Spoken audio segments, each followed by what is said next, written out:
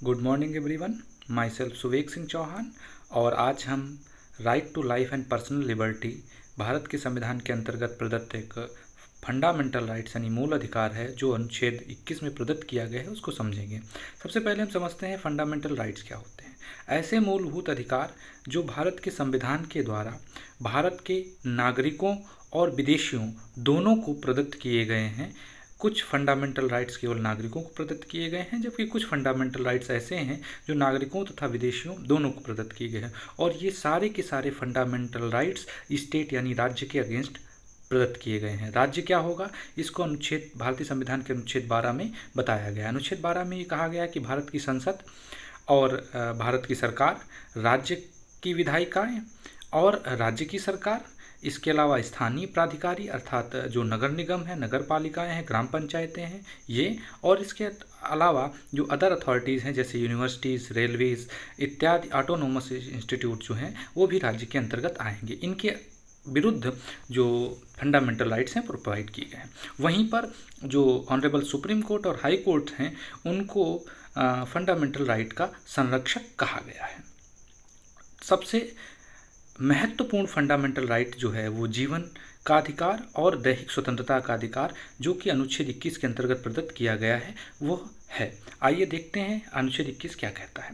अनुच्छेद 21 कहता है कि किसी भी व्यक्ति का मतलब यहाँ पर नागरिकों और विदेशियों दोनों से है, उसको उसके लाइफ और दैहिक स्वतंत्रता से तब तक वंचित नहीं किया जाएगा जब तक विधि द्वारा ऐसा किया जाना निर्धारित ना किया गया हो। अर्थात विधि के द्वारा ही राज्य, विधि बना करके ही राज्य किसी को अर्थात किसी नागरिक को या उसके विदेशी को उसके जीवन के अधिकार और दैहिक स्वतंत्रता से वंचित कर सकता है। इसमें महत्वपूर्ण टर्म है लाइफ का मतलब यहाँ पर केवल पशुचर जीवन जीने से ही नहीं है अपितु गरिमायुक्त मानव जीवन जीने से है। वहीं पर पर्सनल लिबर्टी की अगर हम बात करें तो दैहिक स्वतंत्रता का अधिकार केवल फिजिकल रेस्ट्रेंट से ही नहीं है, जो शरीर है उस पर ही प्रतिबंध लगाने से नहीं है, अपितु अगर किसी को इंटरनेट पर एक्सेस करने से रोका जा रहा है तो वो भी आज के समय पर्सनल लिबर्टी का एक पार्ट है। अगर हम लॉ की बात करें तो यहाँ पर जो लॉ की जो आर्टिकल 21 में जो लॉ शब्द दिया गया है इसमें विधायिका और कार्यपालिका अर्थात जो संसद है, विधायिकाएं हैं राज्य की, उनके द्वारा निर्मित विधियां और राज्यपाल और राष्ट्रपति के द्वारा निर्मित जारी किए गए अध्यादेश भी लॉ का पार्ट माने जाएंगे। आर्टिकल 145 टू 25 के तहत जो ऑनरेबल सुप्रीम कोर्ट और हाई कोर्ट जिसको लॉ डिक्लेयर करते हैं वह लॉ भी इसका पार्ट है। इसके अलावा जो सबसे महत्वपूर्ण टर्म है इसमें प्रोसीजर इस्टेब्लिश्ड बाय लॉ, जिसको लेकर के बहुत सारा कंट्रोवर्सी हुई, बहुत सारा जो है संघर्ष हुआ। और बेसिकली जो ये संघर्ष है यह हम वादों के माध्यम से यानी ऑनरेबल सुप्रीम कोर्ट में जाने वाले केसेस के माध्यम से समझेंगे। तो सबसे पहला केस जो था वो ए के गोपालन वर्सेज स्टेट ऑफ मद्रास था, जिसमें सबसे पहले ऑनरेबल सुप्रीम कोर्ट के सामने यह आया कि प्रोसीजर इस्टेब्लिश्ड बाय लॉ का मतलब क्या है।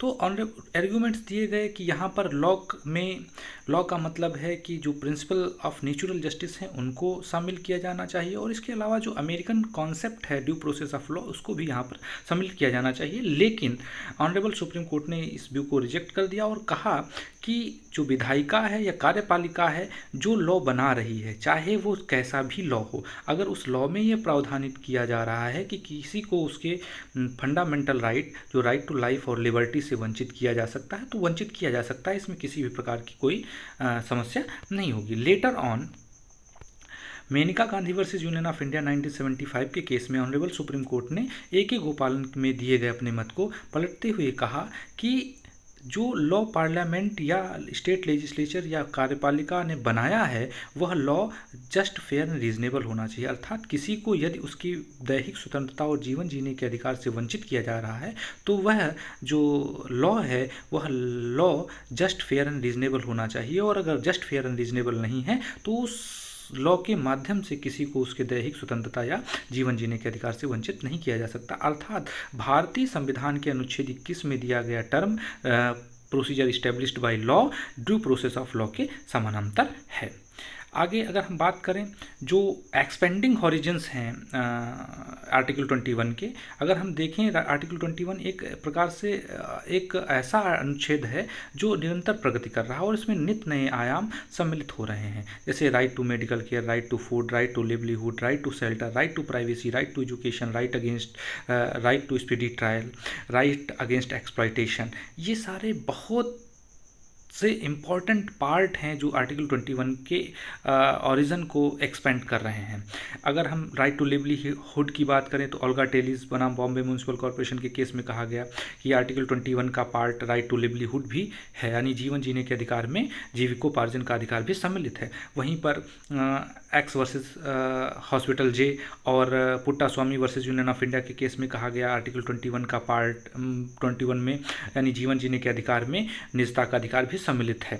वहीं पर राइट टू शेल्टर यानी मकान का अधिकार, घर का अधिकार भी जो आर्टिकल 21 है उसका आर्टिकल 21 का पार्ट है। Later on Parman Katara versus Union of India 1989 के केस में कहा गया कि राइट टू मेडिकल केयर यानी मेडिकल प्रैक्टिशनर्स के द्वारा अगर कोई किसी का एक्सीडेंट हुआ है, उस प्रकार की सीरियस स्थिति में है, तो बिना फॉर्मेलिटी के डॉक्टर सबसे पहले उसका इलाज करें। यह एक प्रकार का फंडामेंटल राइट है उस पेशेंट का।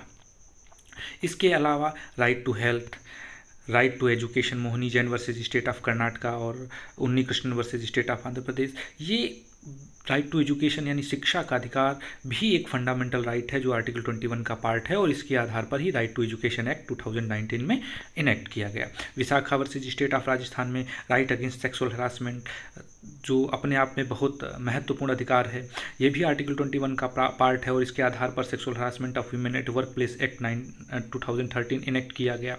Letter on right to environment, Subhash Kumar Kashyap versus state of Bihar में ऑनरेबल सुप्रीम कोर्ट ने कहा कि pollution free environment is included in the right to life under article 21। Murli S Deora versus Union of India के case में कहा गया कि जो पब्लिक प्लेसेस पर स्मोकिंग है और उससे जो नॉन स्मोकर्स हैं वो प्रभावित हो रहे हैं, तो पब्लिक प्लेसेस पर जो स्मोकिंग करना वो एक प्रकार से जो नॉन स्मोकर्स हैं उनके फंडामेंटल राइट टू लाइफ का वायलेशन है, इसलिए उसको भी फंडामेंटल राइट माना गया और आर्टिकल 21 का पार्ट माना गया। इसी प्रकार से बहुत सारे ऐसे आर्टिकल्स हैं, बहुत सारे ऐसे जो राइट्स हैं वो आर्टिकल 21 का पार्ट होते चले जा रहे हैं और भविष्य में इसके और अधिक बृहत्तर होने की संभावना है और अधिक एक्सपेंड करने की संभावना है। Thank you.